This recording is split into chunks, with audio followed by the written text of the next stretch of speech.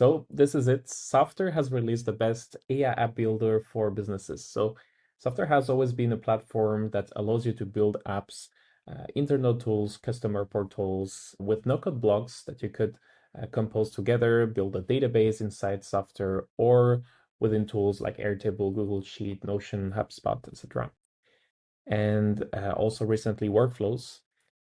And now you get AI to help you create these apps. And we're not talking here about an AI that fully codes every single file of your project, which, has a lot of risks and always breaks. This time, it will compose an app with the no-code components that are available in Softr. But whenever you want to go even further in the customization, you can also use AI to create a custom block. So yeah, let's just get started. I'll go to my studio, and in here, I'll describe what I need. For example, a CRM for my small company. And you enter this AI co-builder experience for this new app. So it starts by asking a few questions. So whether you provide a lot of guidance or not, it will be, asking more or less questions. Here I have deals, contacts, companies. I'll actually say, my CRM will have contacts, companies, and deals, and eventually activities for the different contacts. Yeah, perfect. So you can really fine tune your project as it goes. So yeah, we'll have admin and sales/support. Again, I'll just, I have admins and sales reps in my team. All right. And then, oh yeah, your workflow lead, deal, close one. Yeah, that's it. Now, probably we're done with the questions. Yeah, now you can decide how your users can log in. So for example, Google login, email, can they sign up on their own? No, because this is an internal tool. So I'll be the one inviting my team, and I want a public sign up page, which is actually something that you get if you ask, I don't know, Lovable or to create an app for you, a CRM. There will almost always be a sign up page that's public, which is a terrible experience if you if you want to keep your CRM secure. Now what is happening is that Softr is building live your app, and by app we mean here a database to get started. So it will think about the best data model for your app. Here we have a first table for users, which is always required for building apps in Softr. You have your users, and then you can connect this table to the different other objects. For example, to say that one user is the owner of a certain deal, you will create one of those related record fields. And we can see everything that's happening. You can open to really see the different action it took. Here it created a couple of fields, etc. And then it will be adding some dummy data to make sure that your app looks ready and you can visualize the potential final results. So we have 8 companies, 8 deals, etc., which is really nice because then you'll be in the studio fine-tuning, maybe reviewing, adding some more elements, and you will definitely want to see how it looks like. So now we're done with the data. It starts to build the interface. So we have our homepage here, and it will create pages and blocks. And then for each of the blocks, there's a lot of configuration, adding the button. Right now, it just added the navigation. All right, now we're creating the contact details page, where when you click on a contact, you'll see the full detail and also the related maybe interactions you had. Contacts page, everything is being done as we speak. Company details, perfect. And you see that there is already a lot of these CRUD actions, editing a company, adding a contact, etc. And that's very promising. Usually it's quite fast to build in Softr, and I've always built these apps manually. Now I think this is an excellent opportunity to, after 3 minutes, get an app that's really, really solid. Also good looking. As you could see, we could pick one of the themes, and it's a solid foundation. And from there, we'll see that we can just make some edits either manually or with AI Co-Builder as well. And once it's ready, we should be able to preview it. So yeah, took 3 minutes. I hit try it live, and we enter the preview mode, which is the opening your app in a preview, and you preview it as one of the users. So here as an admin, and I can see that, for example, I can be adding a company. That's one of my features. So you have deals, companies. If I click on one, I can drag and drop those deals. And here I have all my contacts. Really nice. And you see the related deal for each contact. More information right here. Perfect. Deal. We have a nice pipeline, and always I love these KPIs. I never thought about adding that to we call it entity pages, and it actually makes a lot of sense. All right.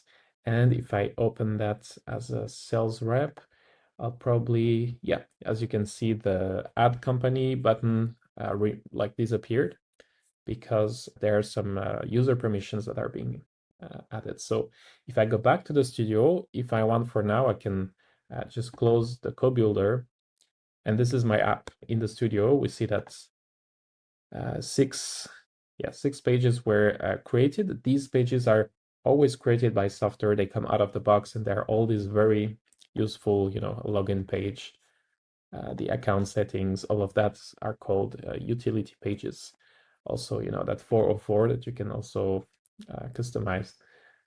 Again, most platforms don't provide all these pages out of the box with also the underlying logic. For example, if you forgot your password, there is this flow with an email that sends a code, etc.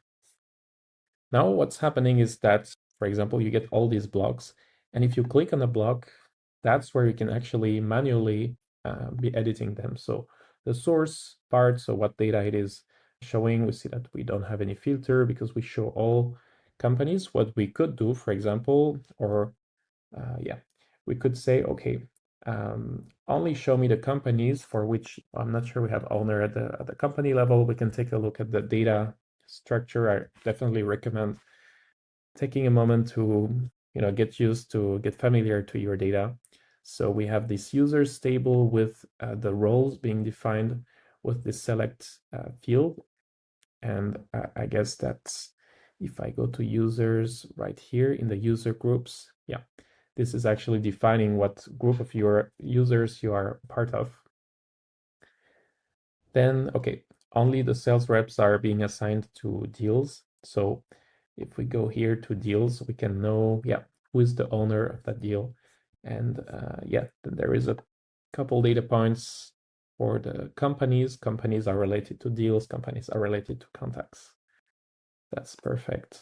What we could do, and the co-builder is not doing it yet, but we could just switch this one and say, okay, we have all these possible values, but it's actually AI that will fill it up, and we'll say categorize this industry, or find the industry of this company, and then we'll just tag the website.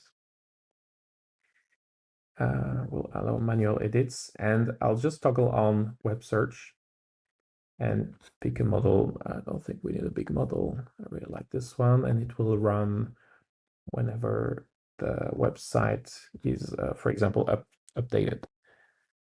Now, I mean, these are all fake companies. If I maybe add IBM, okay, it will run, and we'll have AI run web search to automatically enrich your database. That is beautiful. You could do the same, honestly, for the address, etc. So in the end, in the app itself, you don't need much inputs. So for example, here in add company, we have this action. We can look at it. First of all, we see that not everyone can see this button, and actually only admins can see it. If we decide that it's actually okay for sales reps to use it, just toggle it on. And what we can do now is here, the industry, we just remove it from the mini form that opens. If I go back to an admin view, just refresh. Now we don't see it anymore, but still it will be enriched automatically in the database, so it will appear right here. So now if we wanted, we could just convert that into a table, and suddenly we'll have a table showing those companies. And that's where, for example, we can say, okay, let's also show, yeah, their industry. We have it already. And show it as a tag, perfect. But we can also respect the colors that we have in the source and make the column a bit bigger right here. As simple as that. So we have data, we have pages, we have blocks. What we could also do, we talked about permissions, is go here and say, okay, only, so within the logged in users, only the admins can see this block. So we saw the permissions at the button level. There is also that at the block level, but also if we had, if we had the page dashboard, and maybe here I'll be asking, hey, for this dashboard page, could you actually add a bunch of charts for this? Yeah, just showing some breakdowns, it would be useful. Mostly about the deals. So now we can see the co-builder actually do stuff, edit your app once the V1 is ready. Yeah, maybe the 5 charts that make the most sense. So it's also interactive. It suggested a few options. I honestly don't really care here. I just want a couple examples.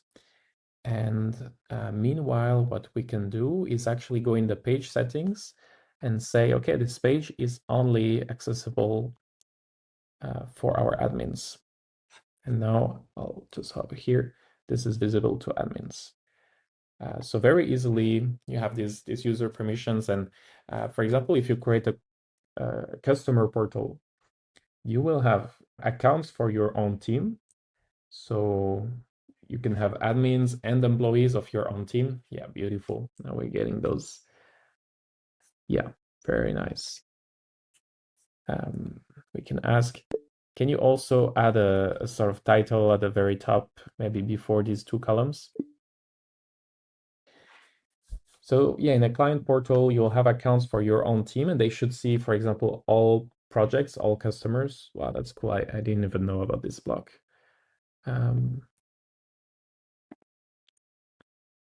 This is super cool. I'll be reusing it. I think it is one of the new static blocks that actually rely on the vibe coding block. Probably in the CTA? No. No, it's not a CTA. No, that's super cool. Team testimonial logos. Welcome. Is it the way? Yeah, it could be. All right, I didn't know about all these blocks. Cool, but yeah, just to finish on the client portal, you'll have accounts for your own team. They will see all clients and the related projects. Now, for your clients, a company that's your client might have 3 people accessing this portal. So they will all be users in the database right here. But they will be assigned to a company, for example, like if your table is called clients, and you'll be able to set a global data restriction. So right there, you could say, for example, in our case, deals, you can only see deals. For example, the sales reps can only see the deals for which the owner, I guess, is, the owner is the logged in user email. And now this applies app-wide. And again, for this case of a client portal, as a client, you log in and you only see the projects that your company is related to, which makes a lot of sense and is actually not that easy to build when you fully code an app. And yeah, I'm 100% convinced that for business apps, you need things that work. If you see here, all of the blocks that we've used are native blocks. So here a simple metric chart, a Kanban. You could have right here, we have tables, inbox, Kanban, calendar, etc. All of these blocks look really good out of the box, and there is no need to risk recoding, recoding one of these blocks and maybe failing at building the search bar, the filters, etc., the connection to the database. Business apps should be intuitive, simple, good-looking, reliable, secure, etc. We'll just be adding page called dashboard with a nice chart. Beautiful. And this time it will, okay, that's amazing. That's also new in Softr. Because the page itself is only accessible to admins, by default it comes with this admin filter. That's useful. Perfect. So yeah, the platform really abstracts a lot of the things that you don't want to be worried about. For example, this navigation bar works beautifully, and there are a couple ways to configure it, top, side, etc. Right? You don't want to spend time vibe fixing a broken navbar. You want to spend time maybe building a workflow that will save you time, for example. So this is the third part of this, what we call a full stack app has data, so the database, an interface, and workflows, which are the logic. And imagine whenever here a new record meets certain conditions. So whenever a deal in my database has a, and I didn't really look, okay, stage is 1, then what we'll do is, we could have in Software databases, we'll find multiple records. I think we had, that we didn't include activities, so find all the related contacts. If we filter by company is the, I probably need to just test that to have data in here. Find all the contacts for which, right here. So here we had one contact assigned to that company, so to that deal. So I'll just rename that. Deal is 1. We find the related contacts and we send a Slack. We post a Slack message, and I actually have it. New closed 1. And here I can directly tag, for example, the deal, the company, and data about contacts that we had, for example, our contacts is. And in between, I could be adding even an AI step right here to, a custom prompt with I really like this model, summarize in the timeline. And would, or even all the records without web search. And basically you can easily add an AI step to your workflow that summarizes this, and we include it right here in our results. Once this is done, we turn it live and our workflow is working. Whenever a deal is won, we'll get this AI summarizing the contacts and getting a Slack message. That's one way to build it. So we have full stack apps. It took a couple minutes to set up. I recommend to spend a bit more time playing around the different fields, making sure it looks exactly like you want. Whenever you need some help, you can either, whatever you can do with the AI co-builder, you can do manually, and vice versa. If I wanted to, I don't know, change the icons of the tab container, That's something I could definitely do and maybe should do manually because it's a small thing um, right here.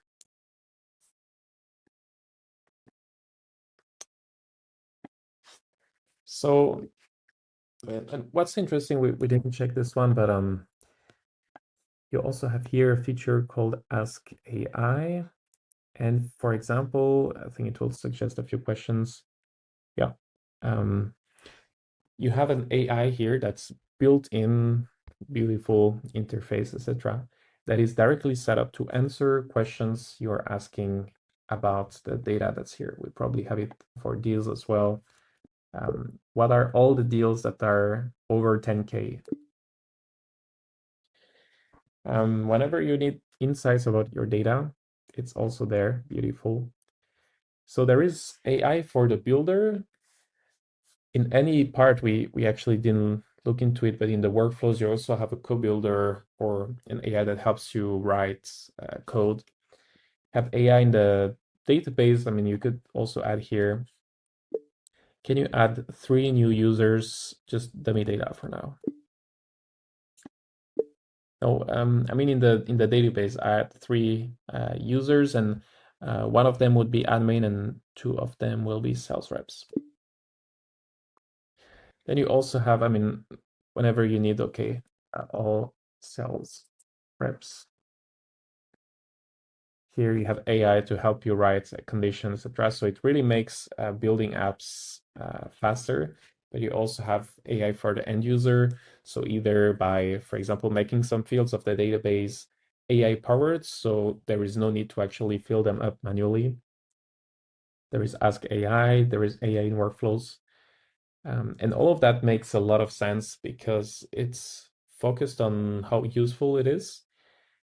And yeah, those apps are just production ready. Once you nail these user permissions, it's ready to go live. And I think that it's the most powerful tool for businesses to build their own apps. You can build, I don't know, a client portal, vendor portals, content marketing management systems. What else? Yeah, we've built a portal to manage our creators, to invite them for them to share their invoices, to see the different briefs, etc. It is super powerful. We quickly saw that in the beginning I could pick one of the themes, but that's also something that you can very easily change if I wanted to now go for something more in those tones. If I say that, it actually applies everywhere in the app. No need for going through all the blocks, all the pages. Here, the what we call the primary color is really related to a variable. We do have also, that's quite new, surface. So that's all these surfaces that you can edit. Texts, backgrounds. I mean, background, either you go for a sort of dark mode, which was one of the options, or you go for something very light. Text, definitely recommend either black or white to avoid some crazy designs. The fonts, the styles, also very useful if you want, for example, all buttons to be round immediately, but the rest will still keep this kind of shape. You can do so. If you want everything to be perfectly square, it's your decision, or make it quite rounded. And just 3 sizes, like t-shirt sizes, to make your app a bit bigger or smaller. That's almost it. Yeah, some borders, yes or no. Once you're ready, you can also be, so that is the subdomain, the subdomain that's provided by Softr, so under softr.app. But if you want to, you can be uploading your own custom domain and are connecting to your own custom domain if you want your app to be more public, etc. Turn it into a PWA, so that way you can download it on your phone or on your desktop. Whenever you need, you can add custom code. Maybe one thing we didn't go through, and this is a very disorganized video, but That one is very cool. The vibe coding block, actually, one of the blocks we've added here was a vibe coding block. It's basically very local. Okay, you want something custom, then AI can build it, but it will focus on this very specific feature. So there is like way better performance and chances to succeed. Also because it reuses your theme natively and it connects to your data natively. So if, for example, right here, I'll just add some table containers and you can see how fast you can build this one. I'll put it in tab 2, this one in tab 1. Then I will rename all contacts, CSV import. This is one I really love. And by the way, you can also ask the co-builder here to, add a block, etc. It can also add one of these blocks. But this one will just prompt it ourselves. So I'll connect it to the contacts table. Close that. And I'll say, okay, I need a very advanced block to be able to import contacts via a CSV. And it will automatically then be creating those records in my database. And because I'll want to test it, maybe make a template CSV available for me to download on the first step. But then I should be able to map the columns, etc., and then to review all the contacts to decide which ones we import. This is something that Softr cannot provide out of the box because otherwise there would be millions of pre-built blocks that would have to be developed and maintained. So Softr covers maybe the needs of 80% of what you need. Tables, charts, Kanban, calendar, etc. All of that is very classic. And Softr builds the blocks that make the most sense, have the right design, etc. for these features. Whenever you need something custom, you can just prompt it and you'll get it. The results are really good.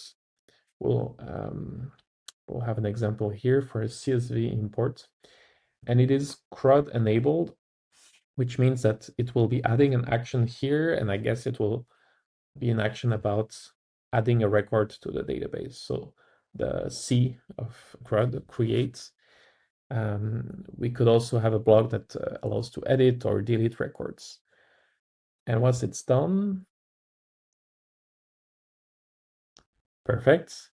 We'll have our code actually that we can edit from here if you're brave enough.